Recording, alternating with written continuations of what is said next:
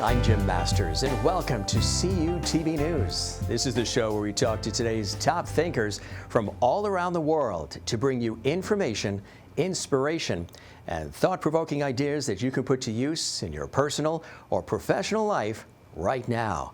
Today, my special guest is psychologist and psychoanalyst Dr. Karyne Messina, author of Misogyny, Projective Identification, and Mentalization, Psychoanalytic, Social, and Institutional Manifestations. Dr. Messina explores how the psychoanalytic concept of projective identification may explain important aspects of how society is constructed and how it has enabled misogyny to be expressed in social, political, and institutional settings. Dr. Messina has devoted her life to fighting for women's rights, and her book tells the story of women who have been erased, dismissed, and devalued, and why this phenomenon occurs, as well as what can be done to change this dynamic. Now, to discuss this topic and more, Dr. Karyne Messina joins me in the CUTV News studios for this exclusive interview.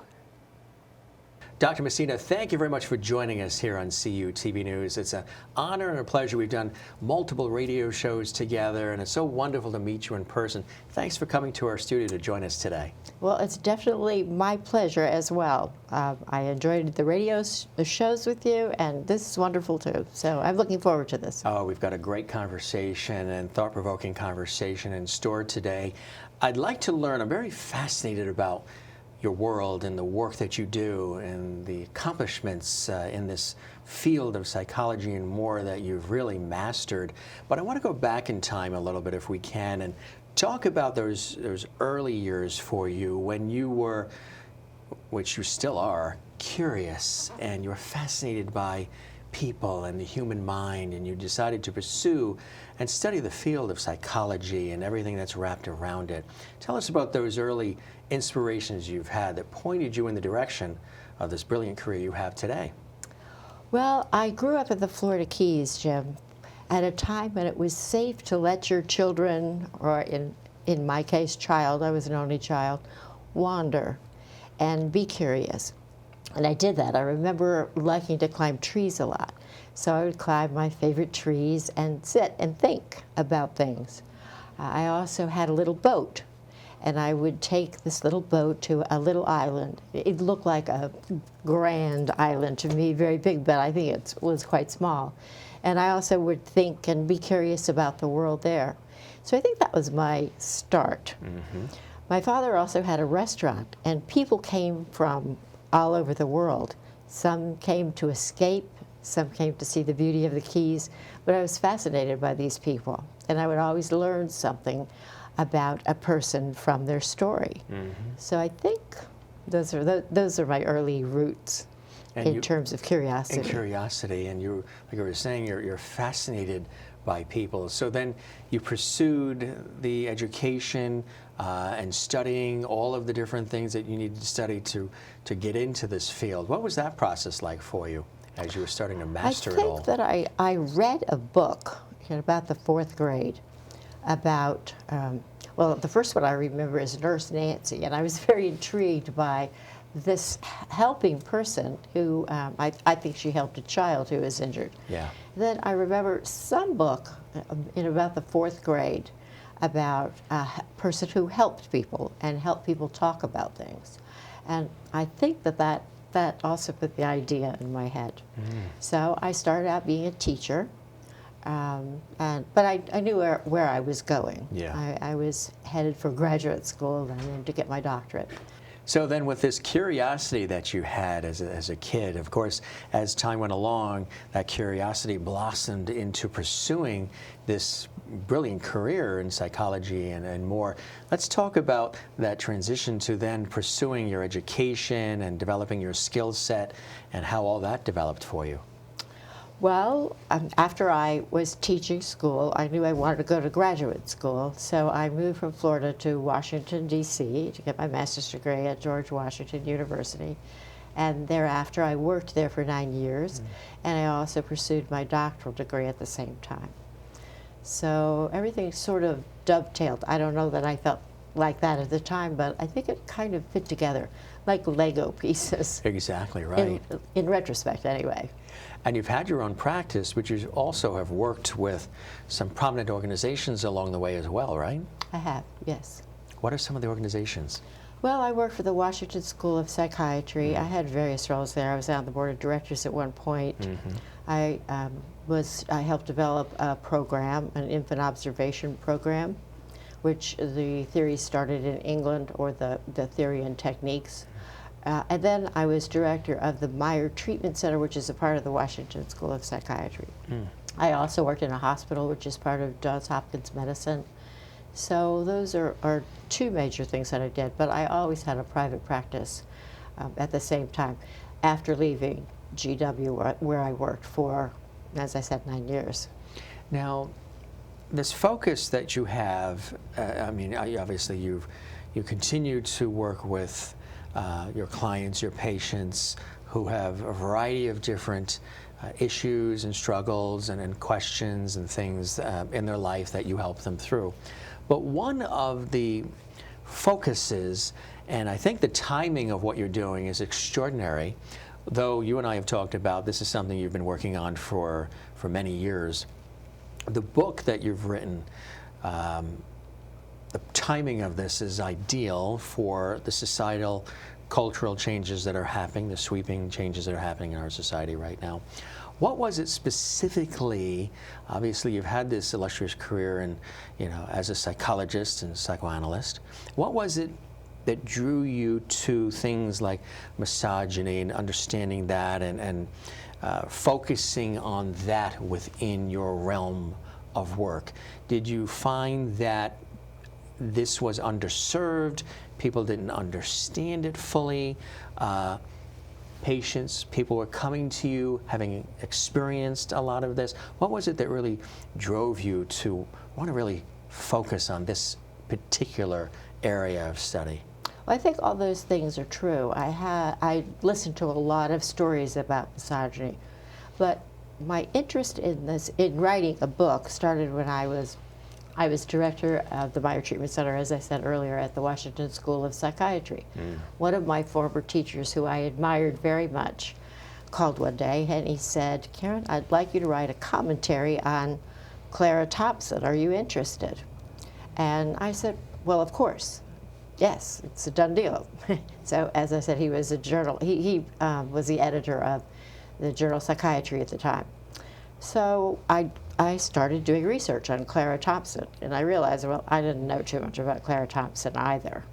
So I learned more that she was very significant in the field of psychoanalysis, psychodynamic psychology, and yet the more people I asked, the more people I learned had the same reaction as I did when I really thought about it. I didn't know who this woman was.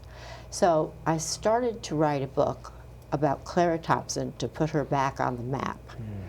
And she was particularly important because there's a very significant school of thought in psychoanalysis. It's the relational school. And she was the person who brought these ideas from an analysis she did in Budapest with Sandor Ferenczi. So what's so important about it is she came back to the United States, and along with Harry Stack Sullivan and some other people at the Washington School, came up with the idea of a two-person psychology. Not what Freud did on the couch, where he would make all the interpretations, and he was like the head person, and the patient was prescribed whatever Freud had to say. Now, Freud was brilliant. I don't mean that, but he was the boss. But anyway, Sullivan and Clara Thompson and Frieda Fromm-Reichmann, among others, a couple of others, they started to think, it's two people here. This is what matters. What you think about what I'm saying to you matters to me, and it matters, the dynamic matters. So that's one reason why she was so important, and I wanted people to know that. So it started with the one person, but then there was conversations with other women who have been through similar situations. Tell us how it broadened out to from the one to others. Well, going back just for 1 second, if I might, or maybe a couple of minutes, what I found out is that Clara Thompson had enemies, and that might have been the reason why she was not on the psychoanalytic map.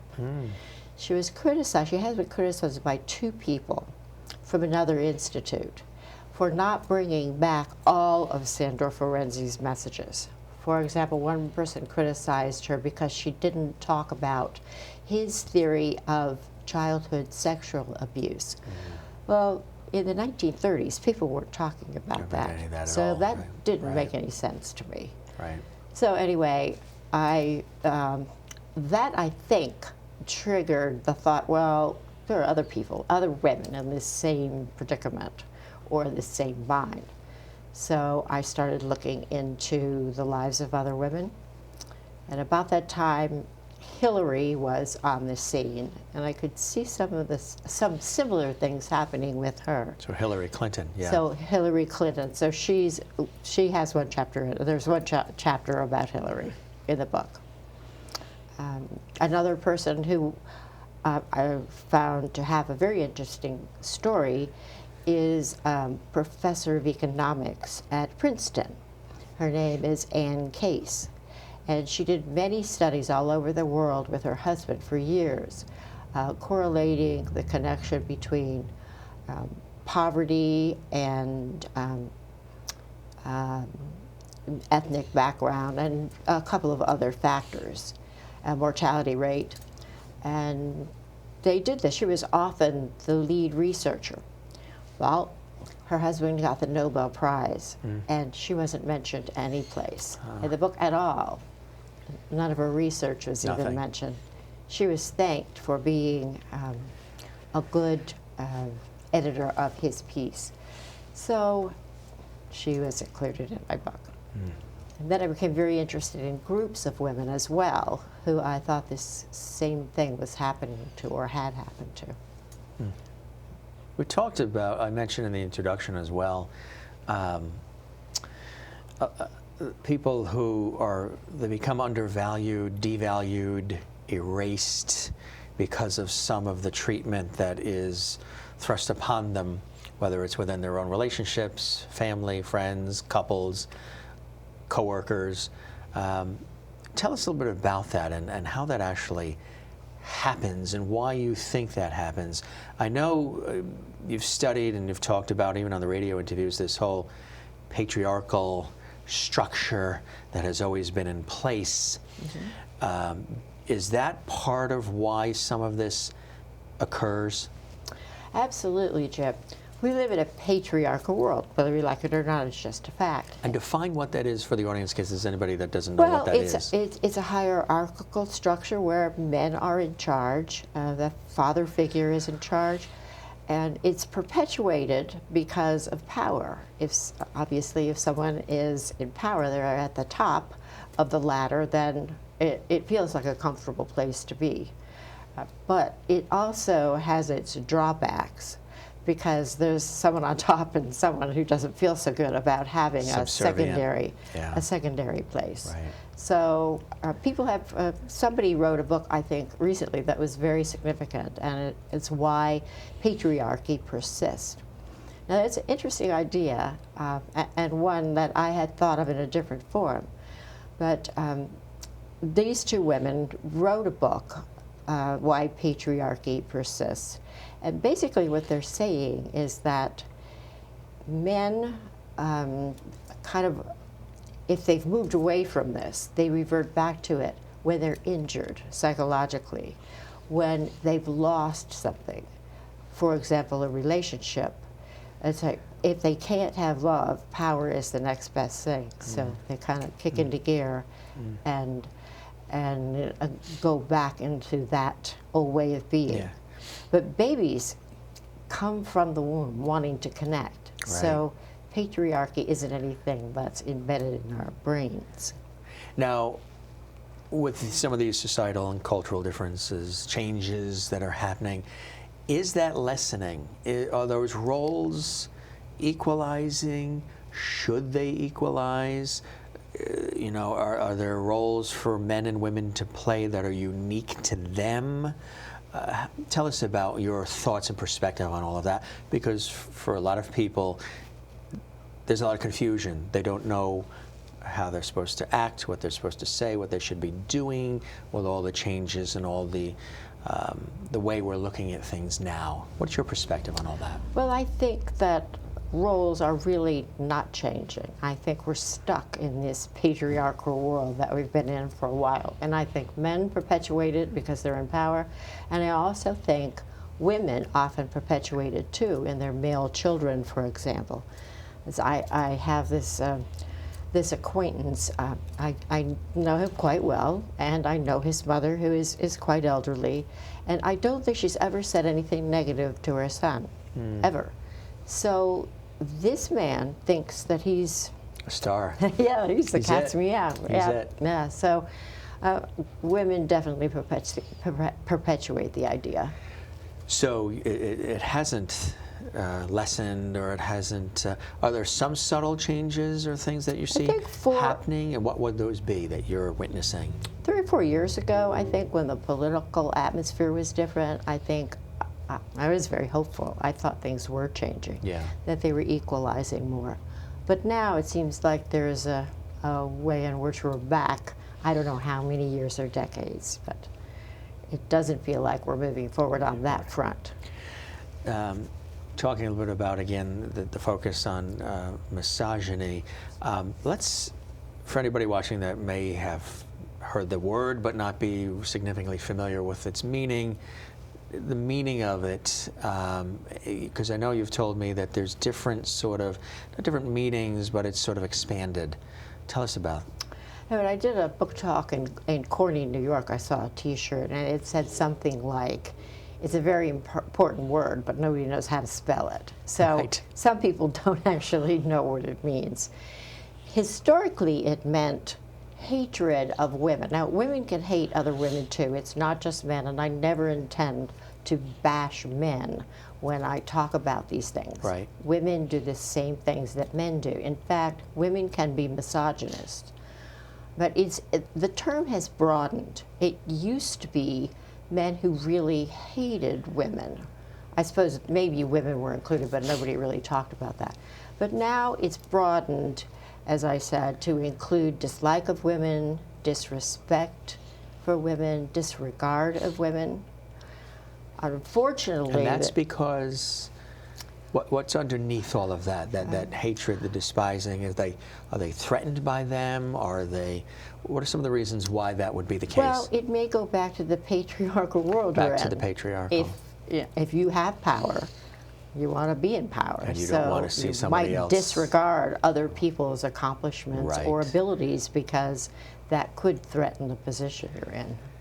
Right, exactly. For one thing. Yeah, so that obviously is a major component to it all. And what's really interesting too is you talk about something called projective identification.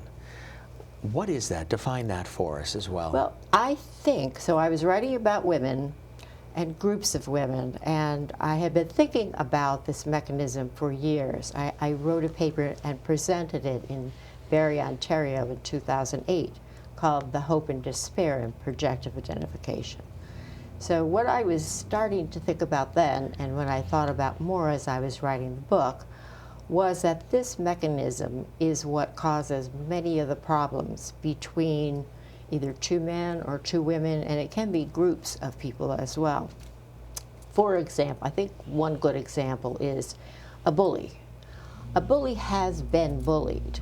Bullies don't feel very good about themselves. And it's hard to tolerate it. So if they could foist this off on somebody else, like the weak kid on the playground, and call him names and say things that have been said to him, then there's a way in which it feels as though they've gotten rid of that characteristic. It's not really gone, but it's sort of a temporary way to feel like you don't have that anymore. It's the weak kid over there. So you're projecting. You're projecting something, and it can be, it's usually different from projection, although some people say it's pretty much the same. But anyway, projective identification technically is when someone projects something onto another person, and then we'll say, go back to the playground example, the child who was projected on starts to feel maybe like a loser, like maybe he doesn't have a very good self-concept because this other person is saying all these negative things. And it happens in a lot of situations. Domestic violence, it happens a lot. It happens in cases of this blatant abuse of children that we're seeing. So it happens in various situations. And between couples, it's a dynamic that exists a lot.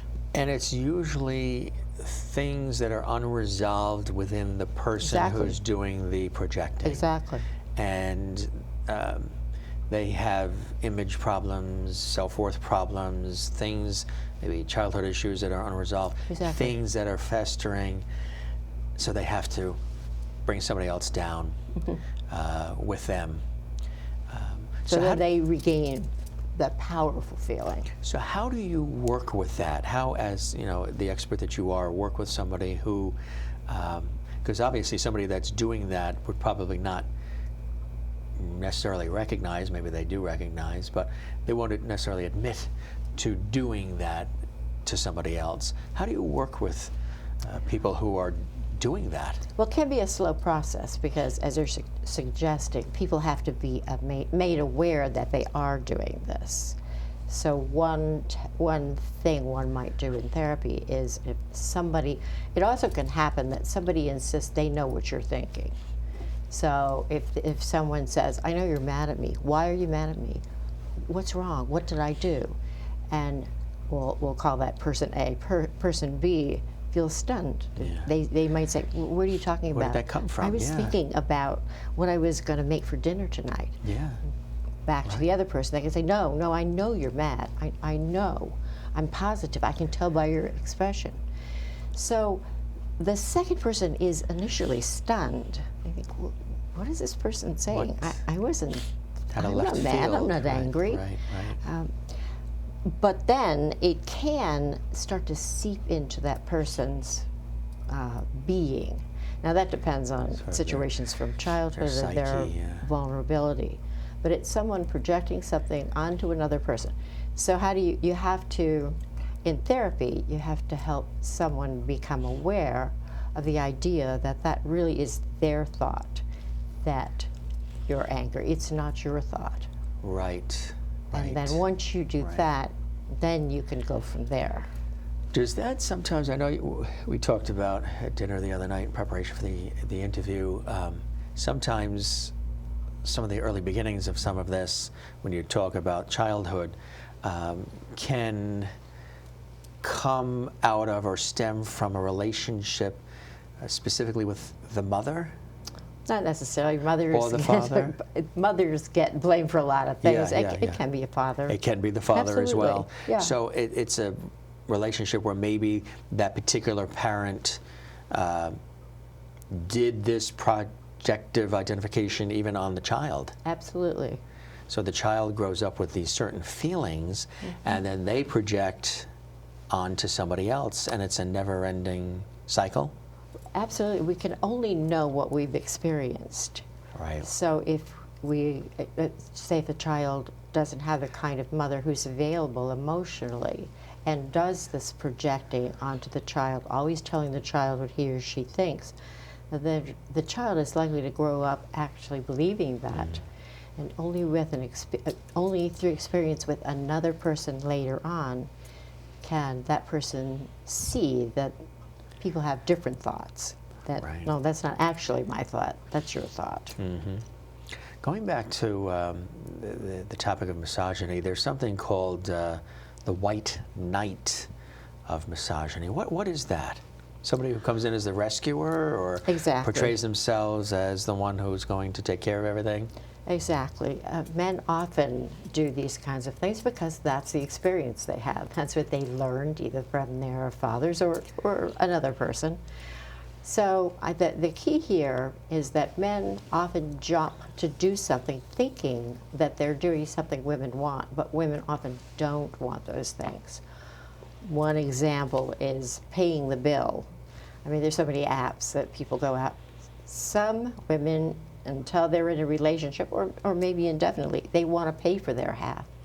But by insisting, no, I've got it, I'm going to pay. I mean, the man feels like, well, what a nice thing to do. But if somebody doesn't want you to pay for half of the bill, then that's where some trouble comes in. So the key here is to have a conversation, to ask the person, what is it that you prefer, for example? So through conversation, you don't have to get to a hostile place where you become angry because somebody's paying the bill. That's not very nice to the person who's trying to do something who he or she thinks it's a good thing. Or, right, yes. Care for you, or right. So conversation is important always, just talking. Exactly, exactly. I was telling you too that I had a friend who, she was getting out of the car and she had done some grocery shopping, and she was struggling with the packages. Mm-hmm. So I happened to be in the car too and came around to help open the door because she was struggling and fiddling with the door, and the packages looked like they were going to be dropping. But then had said, what do you think, I'm not capable of doing it myself? Mm-hmm. And I had said to her, I said, that didn't even click in. I was just trying to help. You were struggling. Mm-hmm. The car door was there. I just wanted to help you. And I was raised to be a gentleman, so raised to help anybody if they're struggling. Sometimes there's a little bit of that confusion that's happening now too, because sometimes even men themselves are retreating because they're not sure what they're supposed to say, what they're supposed to do, how they're supposed to react. How do we deal with all of that too? Well, this is a hypothesis on my part, so I don't know this, but I can imagine that you might have been a little hurt by that, because you were trying to do something nice. So it might leave you with a kind of a bad taste in your mouth for trying to do it again. You might shy away from that sort of thing. I said, okay, then next time you can do it yourself. So that goes back to my my statement of a couple minutes ago, when it all goes back to conversation. If you ask somebody, may I open the door? If the woman had been able to say, yeah, I've got it. I have kids at home. I do it all the time. Got it covered. But I thank you. That was nice of you to offer. You probably wouldn't feel hurt, and you'd probably extend that offer again. So it's all in the way things are communicated, and if you just talk about things, it doesn't have to be hostile. Now, do you find that people are having the conversations these days, or is it a lot of back and forth? Everybody's trying to prove who's right, and there's a lot of talking at, not just in these topics, but in general in our society. People want to be heard, but nobody's listening. Yeah, I think that it may go back. No, I don't think people are talking as I'm suggesting that they do. Right. And I think often it goes back to people's unwillingness and fear of getting into anything conflictual. Yeah. Most of the people I see, I find they have a hard time dealing with what they think is going to be a conflict. And conflict doesn't mean a war. It just means you have an idea, I have an idea, and they're different. Let's talk about these ideas. But I think most people don't do that. But it's very important to learn how to do it. And a little bit of going back a little bit to the projective identification, is part of that also when you're in a conversation with somebody and they're bringing their ideas to the table, and then you have an idea and they don't want to hear your idea, or they don't want to even listen to what you have to say because they want you to only understand and agree with them. We see that a lot now in our society, just where there's a lot of headbutting and people arguing and extreme this and extreme that, regardless of gender, actually. And people are not necessarily wanting to hear an opposing side, not just in the political world, but period. And is that a form of projective identification? It absolutely I'm right, is. you're wrong, and that's it. Absolutely, and I call that in my book, try to get some common language out there, a one-mind theory. I've got an idea, and you must have it too. I mean, there's no doubt about it. So it's not allowing another person to have his or her mind. And that's where the other very long word that people don't know about, but it's very important, title in my book, a word, mentalization. Mentalization means that I have my ideas and I recognize them, or feelings, and I recognize you're another person and you have your own ideas. I don't have to agree with them. Exactly. But right. you're another person and you have a right to those thoughts, and then we can talk. Now, the book itself, which obviously is a fascinating read, and matter of fact, it's over to the side here, and the crew's been picking it up and thumbing through it as well. The book is designed, in your mind specifically, when you were writing it, for who? Is there a demographic? Is there an audience? Or is it for anybody? Will men and women benefit from reading this book equally? Absolutely. It was written for the public. My publisher is an academic publisher, so they had a different idea about it. They thought of it as more of an academic book. But I wrote it for the public because I see this dynamic happening, and I have for over 30 years, all the time, when there's miscommunication. So it's for everyone. So your vision when writing this book, what are some of the things that you hope people get out of the book or are left with the book, and maybe even absorb and apply in their own lives? I think recognizing that projective identification happens between couples who have problems, any kind of couple, any dyad, I should say, all of the time. And since it's an esoteric word, people don't know what it means. But right. I think there are a lot of examples, and I believe that people can identify with some of the examples, knowing that this has happened. I've been a recipient of this projection. Right. And now I kind of get it. I don't have to just sit with that. I can have a conversation, and I can let the projector know, no, those are your ideas. Those aren't my ideas. Exactly. So it's kind of giving back the projection. That's how I started thinking about an antidote. And that goes into mentalization, where, okay, so now I've made it clear that's not my idea, it's yours. So if you will allow me to have my own thought and you have your thought, we can talk.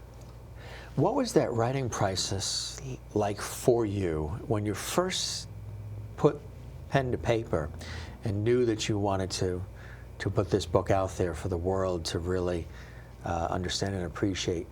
What was those early moments like for you, finally doing this and getting this book going?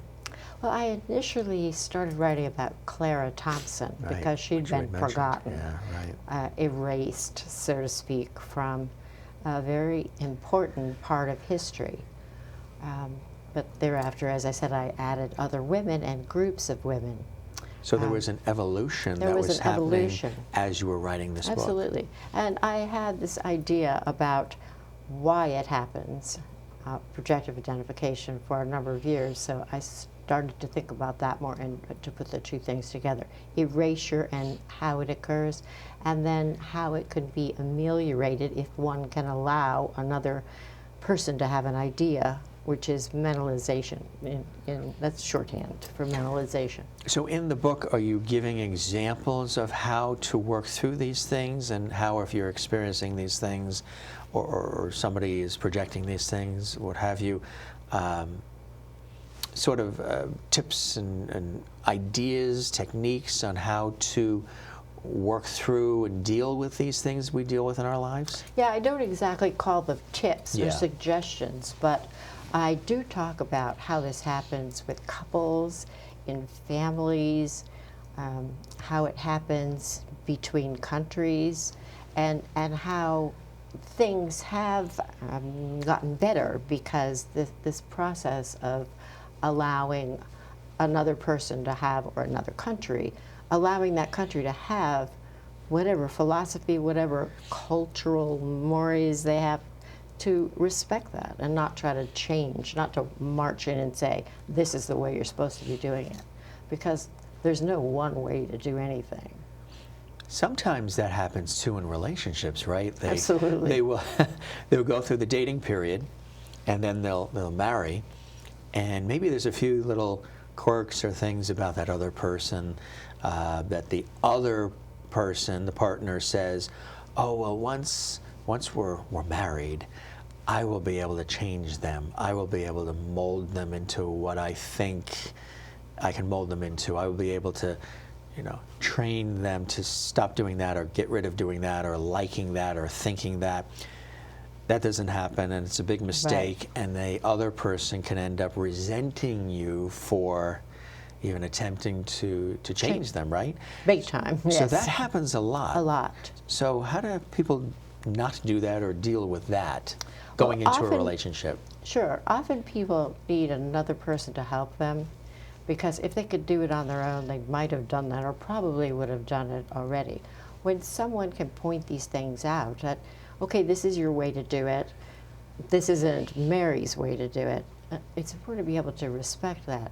And if you don't like it, you don't have to like the way Mary does it, but you have to allow for Mary being Mary, and hopefully you can compromise and do it your way half of the time and allow the other person. That's just one suggestion. But those things, I have many examples of as I said, many examples of this dynamic in the book.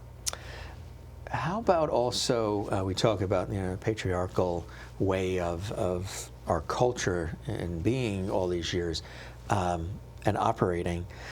What about cultural differences? In certain cultures, that patriarchal way is even more dominant than maybe even here in the United States, where the man is in charge and the woman walks 5 feet back, whatever it may be. So when you're working with people, whether it's generationally or culturally with certain upbringings and differences, how do you work with that as well, if that's the norm in that particular society? I think the main thing is you have to start out with respecting different cultures and different aspects of how other people do things. Whether you're a couples therapist working with people from a different culture, or whether you're a country. I don't think you can march in, or I don't think one should or a people should march in, plant their flag down and say, this is the way you're supposed to do it. It's only the American way that counts, because other people have very rich cultures and backgrounds. And I don't think you can just, or should, just wipe that out. Now, if there are things that are happening to people in that culture that are detrimental to a certain group of people or a person, then it's a matter of education. I think you have to respect the way people are and then help educate them so that they can see that this is hurting this person, rather than just go in and say, we're not doing it that way anymore, you're going to do it my way. Do you ever come across people who are resistant to these ideas? This is inbred in them, and it's who they feel they are, and they're living up to what they think their role is supposed to be. Absolutely. Yeah, probably a lot. Sometimes people think it's a foreign idea that someone else has a different idea. They're positive that this is the right way to do something. And it's hard with these people to get them to look at, that's a perception. It's not a truth. It's just your idea, right, of how this or that should be done. But there isn't a truth here. A lot of people, if they didn't experience it, again, you have to experience things to really know them well. If you never have that experience, if, say, your parents didn't allow you to have your own thoughts and they had theirs, then it's just a foreign idea. So that has to be learned with the help of another person, usually. I would imagine, too, when you were writing this book and putting it all together, as you were gathering this information from people, some of it could be really emotional and very raw. What was that experience like for you when you were hearing the various tales and stories from people and the things that they've experienced in their life, the good, the bad, and all of it? Well, it can be hard to hear, but when you've heard it so many times, it's definitely recognizable, and you kind of know where you're going to have to go with a particular person. So a lot of, if we go back to the therapy job, I believe a lot of therapy is actually teaching, and people sometimes are offended by that. They say, well, no, it's actually not. But if you're helping someone experience a new way of being in the world, then that's what I call teaching another person how to live more optimally in this world, so that life can be better. I actually have come up with a term, so I'm saying these other terms are difficult, redactional identification. And what that means is re-editing or editing parts of life that don't work out so well for you. But if together we can work on more optimal ways of being, then that's going to be beneficial to you. There is a neuroscientist who talks about something similar, and he talks about different narrative arcs. His name is Louis Casalino. And in these different narrative arcs, what he's basically saying is that because life is the way it is for you now, it doesn't have to remain that way, and that your story can be rewritten, aspects of it. So it's kind of similar. What if somebody is watching this TV video interview right now here on CUTV News, and they are feeling trapped?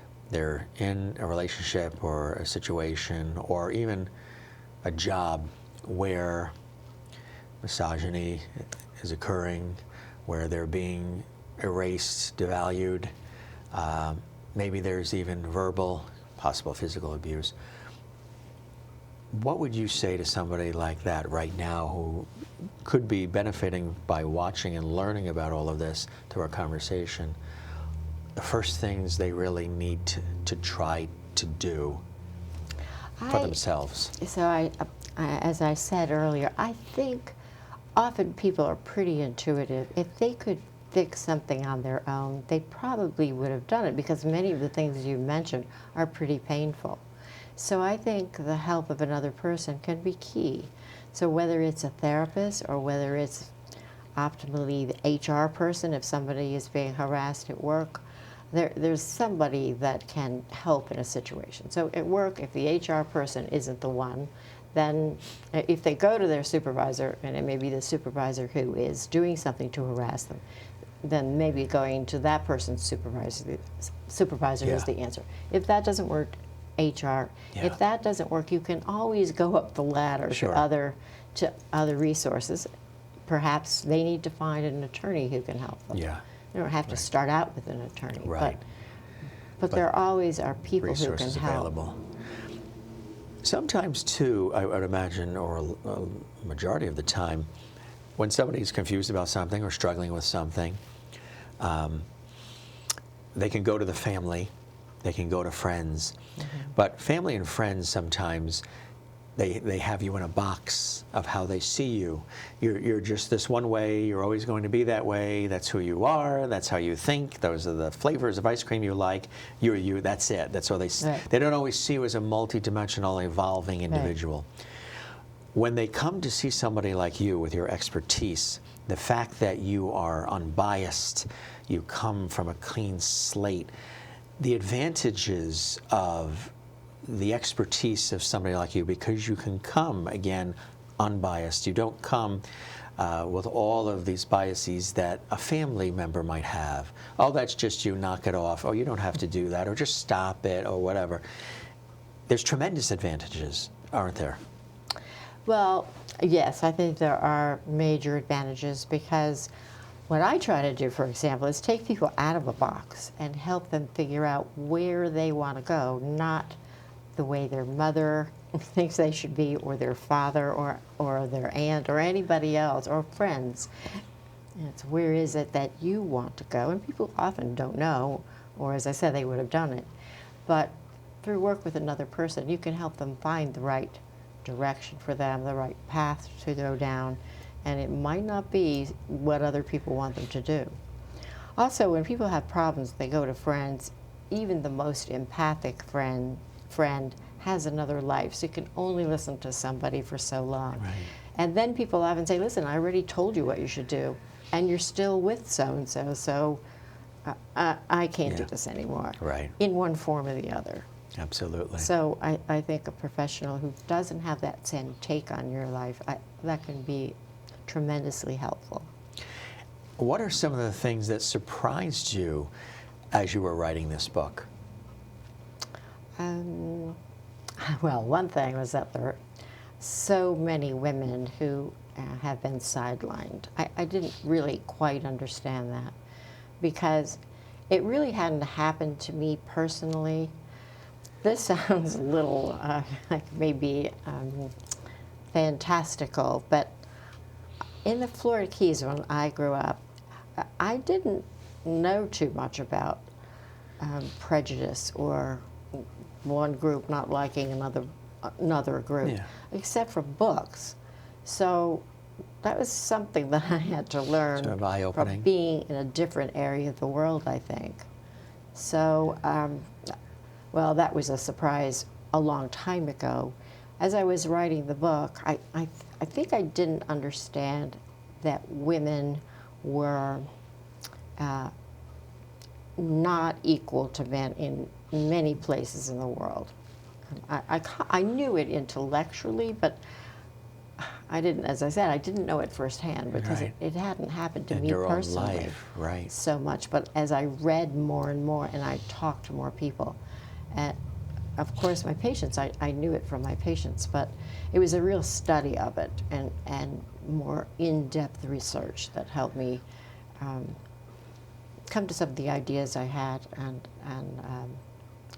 I think that also helped me understand the surprises I did come across. So, and I'm sure there's many, but what is maybe one of your major hopes that results from this work, this effort, from the work that you do daily, but also from this book? Are you hoping just to provide information, awareness, or are you also hoping to foster change? I would really like to foster change, and I think one way to start that is that if these words were more commonly known so that people could identify with something that happens to them all the time. I think there are few people who haven't either experienced some form of projective identification, or either they have or they know somebody who has. So if that could be called something else, or people could understand it more, or if people talked about it more, I think that would be one thing that would be very important, because people could say, I didn't know everybody else, or many other people, not everyone, but many other people experienced the same thing, or I didn't realize that that was something that was really put on to me, and it's not really who I am at all. And the idea of mentalization, I think, is very important. A word professionals don't know it either. They know the idea, but they don't know that word necessarily, even though it's over 2,000 years old. But I think if that could be discussed in regular conversation more, that, as we talked about earlier, I don't have the corner on it, and on a truth. Chances are it's my perception I'm talking about, and your perception is just as valuable as mine. I don't have to like it, but I have to respect, or I personally have to respect that you have your own opinion. So this could be talked about more. I think it would make a big difference. And sometimes when you listen to the other person and you sort of combine, this fostering of information and sharing of information, wonderful things blossom out of that. Absolutely. That neither one of you thought about individually, but collectively, boom, there's this incredible thing that happens, right? If you give it a chance. Yeah. Which is important. Very important. So what are some other things that you discuss in the book that you'd like to share with us in the interview? Well, I think that the groups of women who have struggled mightily, I think, are really important. Kate Moore wrote a book about the Radium Girls, and these were women who worked in factories. I believe it was between approximately 1917 to the 1920s. And these women were taught a lip-pointing technique, wherein, I was writing about this before Kate Moore's book came out, but she did a lot of research. Anyway, in this lip-pointing technique, they actually would get something like a paintbrush. They were paintbrushes. And they were taught to make the point, I guess, have a good point on the brush by licking this. But what they were doing is filling their bodies with radium. Now, they were told this by supervisors who happened to be men, so unfortunately, men did tell them this, even though in other countries there were other techniques. But the managers and the people who were in charge, the scientists had lead aprons that they were using when they dealt with radium. They had tongs, they had gloves, and yet the women and what they were doing was putting radium on watches so they would glow in the dark. Well, these women died horrible deaths. There are stories, one particular one that always strikes me is that this woman had abscesses in her mouth and problems with her teeth, and eventually the dentist just pulled her jaw out with his hands. I mean, they were horrendous deaths, and yet the company knew this. Yeah. But eventually, and many years later, they did take this through the court system, and workman's comp got started because of these women. But they did die horrible deaths, I think almost all of them. What is something else you could share from the book with us right now? Maybe a story or something that stands out for you. Well, I go back to the groups of people. Yeah.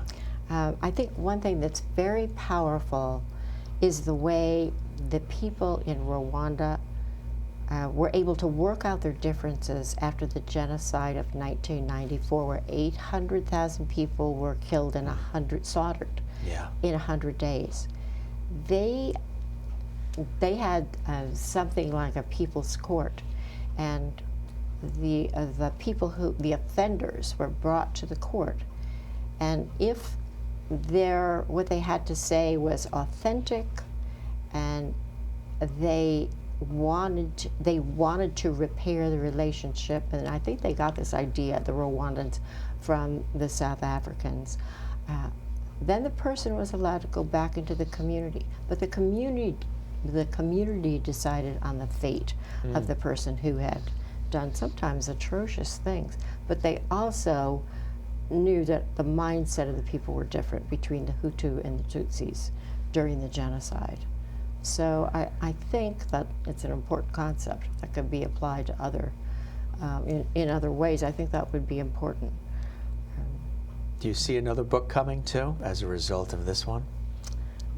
Possibly. What I'd like to do is write a children's story about some of these concepts, like projective identification. I'm not calling it that necessarily, but I think these things happen all the time, like the bully on the playground, like mean girls. Like cyberbullying is another thing that's very detrimental for teenagers. That one girl obviously doesn't like someone else, they have some sort of a dispute, and then the next thing you know, because of social media, the first girl becomes suicidal. Yeah. So I think children and adolescents, I think a series would be valuable. How has social media, speaking of social media, how has social media played a role in exacerbating or just really making what's already there more potent? Well, I think there are several ways, but one example is that I think that misogyny has been really intensified a great deal by YouTube. There are many people who read all kinds of stories of men who really have a true and deep hatred of women. The incels, do you know about the incels? Tell us about that. Well, as I understand it, I think it's involuntary celibacy. I mean, these are men who have been hurt by some situation when they were younger, say in junior high, maybe they weren't the popular kid. They've been rejected, and because of that rejection, which they've held on to and haven't been able to work through it, they now intensely hate women. Again, not a clinical word, but big time. And many things have happened. I mean, mass shootings and various other things because of this intense hatred for all women. So I think that's one way that the situation has been exacerbated. What about a lot? Obviously pornography, the consumption of pornography and its correlation to misogyny, or how somebody else is treated based on watching or consuming pornography. Are there connections at all? Absolutely. I think one thing that's quite disturbing that I've learned from my patients is that very young boys are watching these kinds of things. And so one can imagine that they grow up with this idea that the power that men have over women is just the way it is. So if you start watching pornography where males are, now it's not always the case, but when males dominate women, what else are you supposed to think? So children can be like little sponges. They take all those things in, and they can think, well, that's just the way the world is. I have a right to that. So I have a right to be dominant over a woman. So that's what they do. So yeah. That's one thing I think that is quite disturbing. What is your hope for the book itself in terms of the impact that you hope it makes in the lives of others? I enjoyed writing it very much, and I hope that people some of the messages that I wanted to convey, like projective identification, I hope that people can learn about that in some way. If it helps a few people or many people, that would be very satisfying to me. And the work that you do, obviously, you've been doing it for a long time, and you've impacted individual lives one by one in such a vital and beautiful way. I mean, it's a blessing, the work that you get a chance to do. Why do you love this work so much? Why is it so much reflective of who Dr. Karyne Messina is? I love it when I have the sense that a light bulb has gone off in somebody's mind because of something new that they're learning about themselves that they didn't know. One person comes to mind who had a mother that was not available to her, and imposed something that was pretty, she had some ideas about the way the world is that were pretty, they might have even been psychotic. This person, as a child, thought that this was a truth. And she's now learning, because we talk about it every day, I see this person multiple times a week, that this is not actually the way the world is, that this mother had this strange way of viewing the world, but other people don't see it that way. When people understand that, oh my God, that everybody doesn't think that way, or I don't have to think that way, I don't have to think the way that my mother thought. When they learn that, they can move forward in many ways and connect with people in a much more satisfying way. And the possibility of intimacy with another person, not just physical intimacy, but a real connection with another human being, is one of the most valuable things in the world. And when that happens, that's very satisfying. I can only imagine. Doctor, thank you very much for joining us on CUTV News. This was really a joy and a blessing to have you with us. If people want to make contact with you, or they want to learn more about how they can get the book, what are the best ways they can go about doing that? Well, I have several websites for the book. It's Karyne, K-A-R-Y-N-E dash Messina, M-E-S-S-I-N-A, at just .com. That one is just a .com one. So that's one way they could read about more things about the book and these concepts on this website. And also they can send emails through that website. So that's probably fantastic. the best way. Is the book also at Amazon? And It is on Amazon. Amazon.com as well? Absolutely. Mm-hmm. Well, we wish you continued success in everything you're doing, because you're changing lives and you're bringing to light some very important topics and subjects that really affect all of us, regardless of cultural backgrounds, demographic, income, age, gender. And it's beautiful work that you're doing, and we thank you for sharing your time with us here on the show. Well, thank you. It's been a pleasure talking with you. You as make well. this easy. Thank you. Thank you. I appreciate that. We thank Dr. Karen Messina for joining us on CUTV News, and we thank you for watching as well. For the entire team at CUTV News, I'm Jim Masters. Thanks again, and we'll see you next time.